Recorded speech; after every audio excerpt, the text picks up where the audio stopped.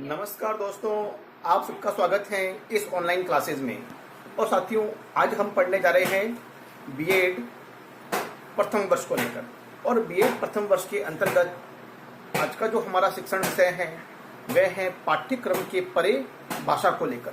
और पाठ्यक्रम के परे भाषा के अंतर्गत जो हमारा ये प्रश्न पत्र है, ये चतुर्थ प्रश्न पत्र है। और इस चतुर्थ प्रश्न पत्र के जो अंतर्गत इकाई है द्वितीय, जिसका नाम है भाषा विकास। और भाषा विकास के इस द्वितीय इकाई में हम जिस प्रकरण का अध्ययन करने जा रहे हैं वह प्रकरण है भाषा अर्जन। भाषा अर्जन को लेकर हम इस प्रकरण के माध्यम से अध्ययन करेंगे।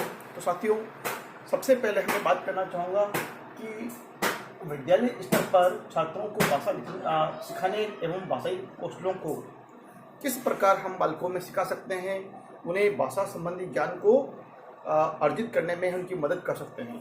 तो साथियों, आपने अक्सर ये महसूस किया होगा, देखा होगा कि प्राथमिक स्तर पर जब बालक को भाषा सिखाने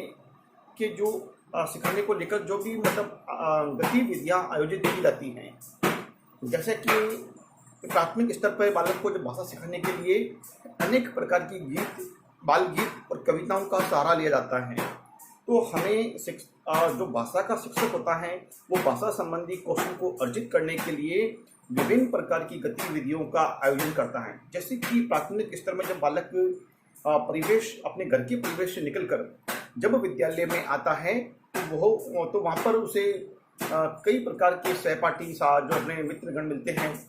और वहाँ पर जो अध्यापक की जो भूमिका रहती है, अध्यापक उन बालकों को अपनी पाठ्य वस्तु के माध्यम से सिखाने का प्रयास करता है।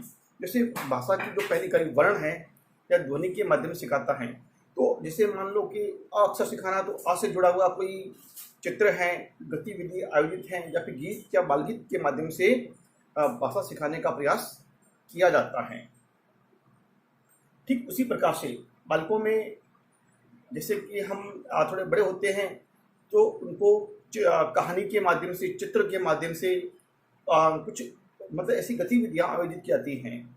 और बालकों को विषय वस्तु में रुचि उत्पन्न करने हेतु विभिन्न प्रकार की गतिविधियां आयोजित की जाती हैं। तो साथियों, इन गतिविधियों को आयोजित करने के पीछे हमेशा इस बात का ध्यान रखना चाहिए कि सबसे पहले हम बालक के आयु, उनका जो स्तर है आदि को ध्यान में रखते हुए, और उनकी रुचि, सबसे मुख्य बात, इन सबको ध्यान में रखते हुए हम गतिविधियों का चयन करें और गतिविधियों को उनकी रुचि के अनुसार बनाने का प्रयास करें।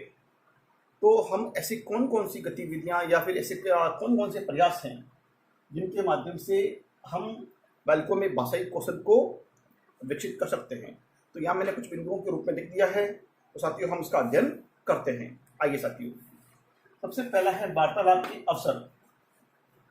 अब साथियों, वार्तालाप के जो अवसर हैं, वार्तालाप के अवसर हम किस प्रकार से बालकों में दे सकते हैं, तो हम इस बात को अभी यहाँ पर अध्ययन करेंगे। तो सर्वप्रथम ये होता है कि आत्मीयता का भाव शैक्षिक व अशैक्षिक समस्याओं को रखना। प्रश्नोत्तर के माध्यम से विभिन्न परिवेशी घटनाओं पर वार्तालाप। अब साथियों, होता ये है कि अध्यापक जी क्या करते हैं या शिक्षक विद्यालय स्तर पर इन बालकों के प्रति आत्मीयता रखनी चाहिए। आज जितने अधिक उनके प्रति आत्मीयताएं, प्रेम और सहानुभूतिपूर्ण वातावरण होगा, उतना ही शिक्षक और शिक्षार्थी के मध्य एक स्वस्थ संबंध होंगे और बालक अधिक से अधिक रुचि लेगा और विद्यालय में ठहराव भी उसका होगा। अन्यथा हमेशा बालक विद्यालय से पलायन करने के बारे में सोचेगा। तो शिक्षक का व्यवहार आत्मीयतापूर्ण होना चाहिए। साथ ही साथ में शैक्षिक व अशैक्षिक समस्याओं को रखना। यहाँ पे अध्यापक को कहीं न कहीं कृत्रिम रूप से बालकों के सामने समस्या रखनी चाहिए, ताकि अध्यापक केवल उसका पर्यवेक्षण करे और बालक उन समस्याओं को किस प्रकार से दूर करता है, तो इसके भी अवसर उन्हें प्रदान करने चाहिए, ताकि बालक में एक स्वतंत्र अभिव्यक्ति वहाँ पर विकसित हो सके। साथ ही साथ में प्रश्नोत्तर के माध्यम से विभिन्न परिवेशी घटनाओं पर वार्तालाप। अब जैसे उनके गांव में कोई घटना है या फिर शहर में या आस पड़ोस या परिवेश की भी घटना है, तो उसके बारे में बालकों से एक साधारण बातचीत करें उनसे, जिससे क्या होगा, बालकों में शिक्षक के प्रति वह शैक्षिक व अशैक्षिक दोनों ही गतिविधियों में शिक्षक के रूबरू होंगे। और इससे मतलब वार्तालाप के दौरान मतलब बालक अनेक प्रकार की भाषा, अनेक प्रकार के शब्दों और मन में जो एक झिझक होती है वो झिझक दूर होगी। वो और मतलब किसी भी से बात करेंगे तो बेबक ढंग से बात कर सकते हैं। उसके बाद साथियों अगला जो बिंदु है वो है वाद विवाद के अवसर। वाद विवाद के अवसर, अब इसमें जो है यथासंभव वाद विवाद के अवसर तथा पक्ष विपक्ष प्रमाणिक तर्क। साथियों इस बिंदु में मैं समझाना चाहूँगा कि विद्यालय स्तर पर जो अध्यापक हैं उनको वाद विवाद की प्रतियोगिताएं, जैसे विभिन्न हमारे विद्यालय में विभिन्न जयंतियों या महापुरुष की जयंतियों या फिर ऐसे अनेक राष्ट्रीय एवं धार्मिक पर्व आते हैं, तो उन पर्व को के समय पर हम बाल सभा के आयोजन करते हैं या फिर हम कुछ छोटे मतलब एक छोटे स्तर पर सांस्कृतिक कार्यक्रम का आयोजन कर सकते हैं। उन सांस्कृतिक कार्यक्रम की आयोजन के दौरान हम वाद विवाद प्रतियोगिता हैं, भाषण प्रतियोगिता हैं, अश्रु भाषण हैं, गीत कविता हैं या फिर कोई छोटी सी नाटक का जो मंचन किया जाए, इस प्रकार की छोटी छोटी गतिविधियों के माध्यम से हम बालकों की जो मौखिक अभिव्यक्ति हैं उसको हम संवर्धित कर सकते हैं। जैसे कि अब यहाँ पर ये वाद विवाद के अवसर, अब क्या होगा, जैसे कोई ऐसी घटना ले लीजिए आप जिसमें मतलब बालकों को वाद विवाद के अवसर प्रदान होने चाहिए। अब वाद विवाद के अवसर कैसे होंगे अध्यापकों के लिए या बालक किस प्रकार से दे सकते हैं। जैसे अध्यापक जी ने मान लिया कि कोई जैसे दहेज प्रथा एक दहेज प्रथा को लेकर बात की जाए, क्या दहेज प्रथा हमारे समाज में वर्तमान में एक बहुत बड़ी समस्या है, एक अभिशाप है, तो इसको लेकर पक्ष में किस प्रकार से विचार होने चाहिए, विपक्ष में किस प्रकार से विचार होने चाहिए।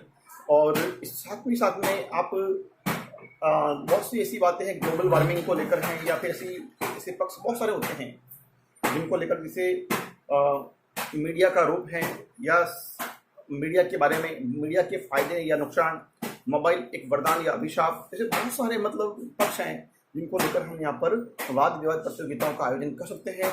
और बालक उसके प्रति हमेशा तर्क पक्ष या विपक्ष में देने का प्रयास करेगा। और जब बालक तर्क या वितर्क का पक्ष देने का पक्ष करेगा तो ऐसी स्थिति में क्या होगा, ऐसी स्थिति में ये होगा कि मतलब बालक प्रमाणित ग्रंथों को, पुस्तकों को अध्ययन करेगा। और जब प्रमाणित पुस्तकों का अध्ययन करेगा तो उसके भाषा का ज्ञान होगा, उसे भाषा से जुड़ी हुई शब्दावली का ज्ञान होगा और अनेक प्रकार की मतलब रचनाओं को पढ़ने का वहाँ पर अवसर उसे प्राप्त होगा। तो साथियों इससे उसके न केवल भाषा पे उसकी पकड़ होगी बल्कि शब्दावली का ज्ञान होगा, साथ ही साथ में उसकी भाषा पर एक विशेष पकड़ होगी। और एक प्रमाणिक तर्क इसलिए दे पाएगा कि प्रमाणिक तर्क देने के लिए उसे प्रमाणिक पुस्तकों का, प्रमाणिक साहित्यिक सामग्री का या प्रमाणिक पत्र पत्रिकाओं का उसे अध्ययन करना होगा, तभी वो प्रमाणिक तर्क दे पाएगा। और उसके बाद में जो बिंदु यहाँ पर दिया गया है वह बिंदु है अनौपचारिक बातचीत। अब साथियों इसमें ही होता है कि अनौपचारिक बातचीत के माध्यम से भी छात्रों का भाषा अर्जन हम विकास कर सकते हैं। लेकिन कई बार हम देखते हैं कि विद्यालय स्तर पर जब छात्र विद्यालय आते हैं तो अनौपचारिक वार्तालाप शुरू कर देते हैं, लेकिन अध्यापक जी के द्वारा उन्हें बीच में टोक दिया जाता है।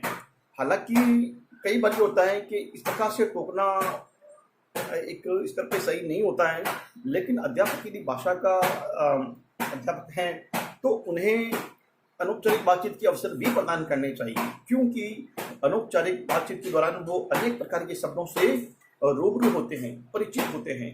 और अनेक प्रकार के शब्दों से जब परिचित होंगे तो वो निश्चित रूप से भाषा का अर्जन कर रहे होते हैं, नए नए ज्ञान और शब्दावली का मतलब अपनी भाषा शैली में उनको बढ़ाते हैं। इसलिए कहीं ना कहीं अध्यापक को ऐसा भी करना चाहिए कि उनके आस पड़ोस या परिवेश में कोई घटनाएं हो रही हैं तो उसको मतलब अनौपचारिक बातचीत से मतलब मेरा मतलब इस प्रकार से है कि पाठ्यक्रम से या पाठ्य की विषय वस्तु है उससे अलग हटकर मतलब बात की जाए जो बालकों को अच्छी भी लगे और बालक उसमें रुचि भी ले। तो इस प्रकार की बातचीत जो पाठ्यक्रम से जिनका कोई संबंध ना हो तो वो बातें सारी वहाँ पर विद्यालय स्तर पर अनौपचारिक बात कहलाएगी। तो अनौपचारिक बात के माध्यम से भी भाषा का अर्जन और विकास बालकों में होता है। अब है अगला बिंदु हमारे सामने, पृष्ठ पोषण प्रदान करना।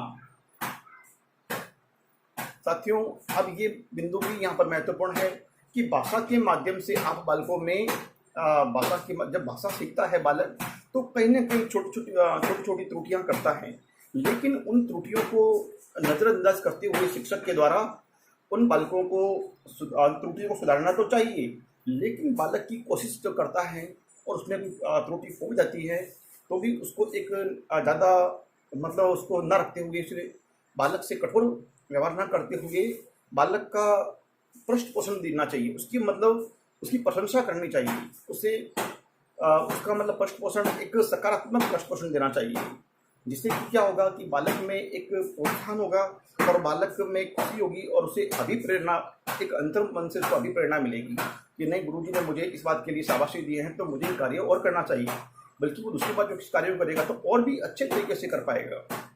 तो कहीं ना कहीं पृष्ठ पोषण के माध्यम से ही हम बालकों में भाषा की वृद्धि कर सकते हैं। और पृष्ठ पोषण से साथियों ये भी होता है, जैसे कि छात्र कोई कविता पाठ कर रहा है और कविता पाठ के दौरान उसने कहीं थोड़ी बहुत गलती कर दी है या नहीं कर पाई है, तो कहीं या बीच में कहीं कविता भूल गया है, तो भी उसे बिना किसी मतलब परेशानी के उसको बहुत तालियों के द्वारा, उसको बहुत ही सम्मान के द्वारा, और हो सके तो उसे पुरस्कृत भी किया जाए, जिससे बालक में एक प्रोत्साहन जागृत हो सके। उसके बाद में साथियों अगला बिंदु हमारे सामने है, वो है शिक्षक का सकारात्मक या यूं कहेंगे शिक्षक का सकारात्मक दृष्टिकोण भी कह सकते हैं। तो शिक्षक की सकारात्मकता जो होती है वो भी भाषा विकास में, भाषा में सीखने में या की भाषा की अर्जन में कहीं ना कहीं मददगार होती है, तो एक महत्वपूर्ण भूमिका निभाती है। यदि शिक्षक का व्यवहार सकारात्मक होगा तो साथियों बात ये होगी कि शिक्षक जब सकारात्मक प्रवृत्ति अपनाता है तो बालकों में कहीं ना कहीं ये भी होता है कि बालक उनसे डरते नहीं हैं, झिझकते नहीं हैं, और उनके साथ साथ में बालकों में मतलब प्राथमिक स्तर पर अनेक त्रुटियां बालक करते हैं, तो अध्यापक को किसी कठोर कार्रवाई का सहारा न लेकर उन्हें बिल्कुल आत्मीयता के भाव से, प्रेम के भाव से उन्हें सीखने सिखाने और गतिविधियों के द्वारा उन्हें आयोजन करना चाहिए, जिससे कि बालकों में एक सकारात्मकता उत्पन्न हो सके। और बालकों में सीखने सिखाने के लिए उन्हें जितना अध्यापक सकारात्मक होगा, बालकों में प्रोत्साहन उतना ही अधिक होगा, क्योंकि बार बार प्रयास किया जाए, कहते हैं कि प्रयास करने से हमेशा सफलता हासिल होती है। करत करत अभ्यास के जड़मति होत सुजान, रसरी आवत जात ते सिल पर परत निशान। तो जितना अध्यापक प्रयास करेगा उसे उतने ही सकारात्मक परिणाम मिलेंगे, और धैर्य के साथ में, विद्यार्थियों की प्रशंसा के साथ में उसे उन सभी के लिए मतलब परिश्रम करना चाहिए, ताकि एक सकारात्मक परिणामों की उपलब्धि हमें हासिल हो। तो साथियों आज की वीडियो व्याख्यान में इतना ही, हम फिर मिलेंगे अगले वीडियो व्याख्यान में, तब तक के लिए बहुत बहुत धन्यवाद। जय हिंद, जय भारत।